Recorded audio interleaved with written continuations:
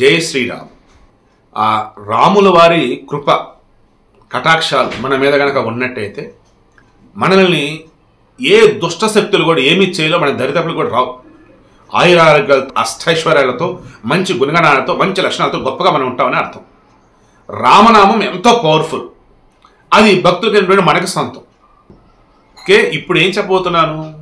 ఆ రాముల వారి కృప ఇప్పుడు ఆంధ్రప్రదేశ్ సంబంధించి చూసుకుంటున్నప్పుడు పాలకుడైనటువంటి జగన్మోహన్ రెడ్డి మీద ఉందా లేదా అంటే అది ఉందా లేదా అంటే మీరు చెప్పండి.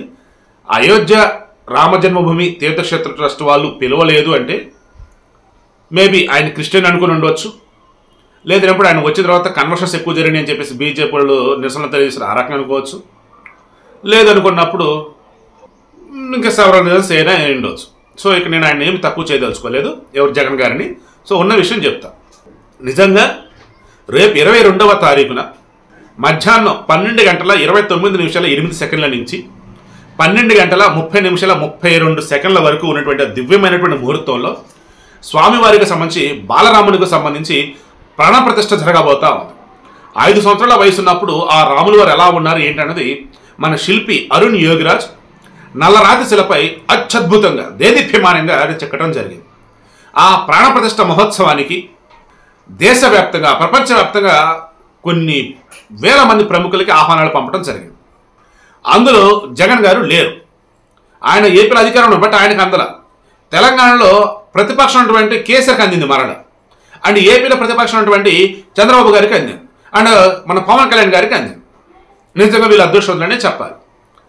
ఇక అసలు ఈ మహోత్సవానికి ఎవరికి ఆహ్వానాలు అందే ఏంటి అన్నది ఇప్పుడు నేను చెప్తాను చూడండి. మన తెలుగు ప్రాంతాల నుంచి ముందుగా చంద్రబాబు గారు, కేసీఆర్ గారు, పవన్ కళ్యాణ్ గారు వీళ్ళు రాజకీయ ప్రముఖులను అడుకోవచ్చు. ఇక సినిమా వాళ్ళకు వచ్చేసి జూనియర్ ఎన్టీఆర్, రామ్ చరణ్ దంపతులు నిజం ఉపాసన అదృష్టవంతురాలే.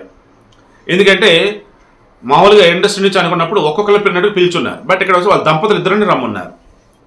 తర్వాత అల్లు అర్జున్ని, తర్వాత మన ప్రభాస్ని, ఓకేనా, రాజమౌళిని, నెక్స్ట్ రాజమౌళి అయినారు.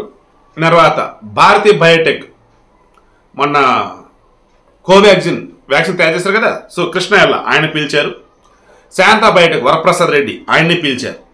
తర్వాత ఏషియన్ గ్యాస్ట్రాంట్రాలజీ చీఫ్ ఎవరైతే ఉన్నారో నాగేశ్వర రెడ్డి ఆయన్ని పిలిచారు. యశోద హాస్పిటల్ చైర్మన్ దేవేంద్రరావు ఆయన్ని పిలిచారు. And badminton champion and coach Pullela Gopichand ఆయన పిలిచారు. మాజీ క్రికెటర్ పూర్ణిమారావు ఆయనను పిలిచారు. భాగ్యనగర ఉత్సవ సమితికి సంబంధించి అధ్యక్షులు ఎవరైతే ఉన్నారో పి రాఘవరెడ్డి ఆయన పిలిచారు. తర్వాత చెన్నజయ స్వామి వారిని పిలుచున్నారు. ఇక మన సౌత్ ఇండియా నుంచి సెలబ్రిటీలు ఎవరు అనుకున్నప్పుడు రజనీకాంత్ని, ఇళయరాజాని, మలయాళం నుంచి మోహన్ లాల్ని, తమిళం నుంచి మన ధనుష్ని, రజనీకాంత్ గారు అల్లుడు. తర్వాత మన కాంతారాతో సెన్సేషన్ క్రియేట్ చేసిన రిషబ్ శెట్టిని, తర్వాత ప్రొడ్యూసర్ మహావీరు జైన్ని వీళ్ళని పిలవడం జరిగింది.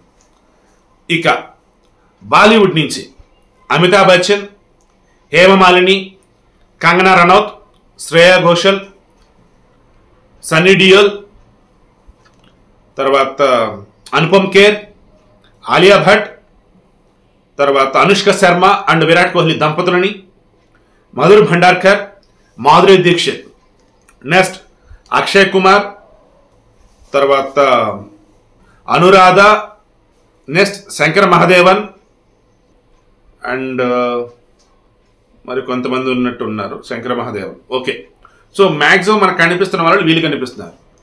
చాలామంది ఏమనుకున్నారంటే మతాలకు అతీతంగా పిలుస్తారని అనుకున్నారు.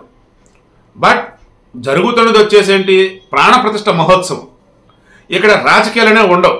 కాబట్టి హైందవ ధర్మానికి లోబడి నిత్యం రామనామస్మరణలో ఎవరైతే ఉంటారో, నిత్యం అంటే 24 గంటలు ఉంటారని కాదు, రాముడు అన్న పేరు విని వినపడగానే మన మనసులో భక్తి భావం రావాలి. లైక్ అలా వారిని చూసుకున్నారు. ఈ బాలీవుడ్ త్రయం అని అంటారు కదా, ఎవరు, ఈ సల్మాన్ ఖాను, షారూఖ్ ఖాను, తర్వాత ఆయన పేరేంటి అమీర్ ఖాన్, వాళ్ళని పిలవాల. వీళ్ళే కాదు, ఆమె ఎవరు, కరీనా కపూర్ వాళ్ళు చెల్లిది ఉంటుంది, కరీనా కపూరు, ఈ సైఫ్ అలీ ఖాన్, లైక్ వాళ్ళు కూడా పిల్లడు. Okay, let it be. ఎవరిని పిలిచారు, ఎవరు పిల్లల తర్వాత మాట్లాడుకుందాం. ఇప్పుడు ఈ ప్రాణ ప్రతిష్ఠ ఇంకా జరగలేదు. అయితే ప్రాణ ప్రతిష్ఠ జరిగే మూమెంట్లో స్వామివారి కనులు కట్టినటువంటి గంతలు ఏవైతే అవి తీస్తారు. అప్పుడు స్వామివారు ఎదుర్కొన్నటువంటి అద్దంలో ఆయన చూసుకుంటారు. అప్పుడు సాక్షాత్ దేవుడే వచ్చి ఆ విగ్రహంలో ఉండిపోతారు.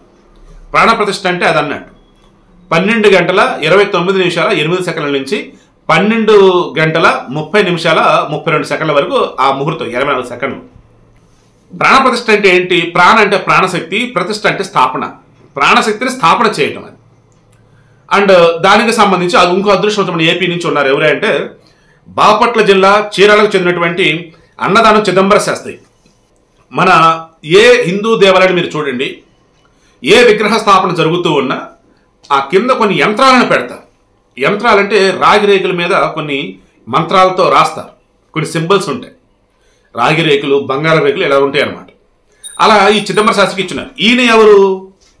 1970 నుంచి కూడా ఈ హనుమంతుని భక్తులుగా ఉంటూ హనుమాన్ యొక్క ఉపాసనలో ఉంటూ 9 అవతారాలకు సంబంధించి హనుమానికి సంబంధించి వాటిలో ఆలయాలు కూడా నిర్మించున్నాడు. అందుకే ఆయనకి ఈ అదృష్టం ఏమంటారు, ఈ భాగ్యం దక్కిందని చెప్పేసి ఆయన అంటూ ఉన్నారు. ఇక విగ్రహానికి సంబంధించి మనం చూసుకుంటూ ఉన్నప్పుడు right side and left side మొత్తం కలగలిపి 10 అవతారాలు. రైట్ సైడ్ వచ్చేసి ఆ విగ్రహంలో సైడ్ వచ్చేసి కింద వచ్చి హనుమంతుడు, లెఫ్ట్ సైడ్ వచ్చేసి విగ్రహంలో కింద వచ్చేసి గరుడ. ఇక 10 అవతారం అన్నప్పుడు మత్స్యావతారం, కూర్మావతారం, వరాహావతారం, నరసింహావతారం, వామనావతారం, పరశురామావతారం, రామావతారం, కృష్ణావతారం, బుద్ధావతారం, కలికి అవతారం.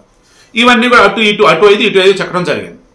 ఇక స్వామివారిని దేని మీద ఉంచున్నారు? కమలం అంటే పద్మం, దాని మీద ఆయన్ని ఉంచున్నారు. ఇక శిరస్సు మీద కానీ ఈ సైడ్స్ కానీ అటు ఇటు లెఫ్ట్ అండ్ రైట్ ఇటు చూసుకుంటున్నాడు. స్వస్తిక్ సింబల్, ఓం సింబల్, చక్రం సింబల్, జాపత్రి అండ్ మధ్యలో వచ్చేసి సూర్య భగవాను ఉంచున్నారు. మొత్తం చెక్కింది అరుణ్ యోగిరాజ్, మైసూర్ చెందినటువంటి శిల్పి. ఆ చెక్కేటప్పుడు పాపం చిన్న చిన్న పార్టికల్స్ కంటిలోకి పోయి పాపం కంటికి కూడా చాలా ఇబ్బంది అయింది. Luckily he's fine. 6 నెలల పాటు మౌన దీక్షలో ఉంటూ అకుంఠిత దీక్షతో ఆ విగ్రహాన్ని తను చెక్కడం జరిగింది. ఏ చిన్న మిస్టేక్ జరిగినా సరే మరలా మొదటకు రావాలి కదా, బట్ అతను అలా చేయకుండా చాలా పద్ధతిగా ఆ శ్రీరాముడే ఆయన చేత చేపించాడు. ఇక దేని మీద చెక్కిరేటప్పుడు నల్లరాతి అంటారు, అంటే కృష్ణశిల అంటారు, దాని మీద ఆయన చెక్కడం జరిగింది. దీనికి సంబంధించి 3 రెడీ చేసిన విగ్రహాలు, బట్ అందులో ఈయన ఫైనల్ చేశారని అంటున్నారు. ఓకేనా? రిమైనింగ్ వాటి కూడా ఆ గుడిలోనే ఎక్కడో చోట ఉంచుతారన్నట్టుగా అంటూ ఉన్నారు.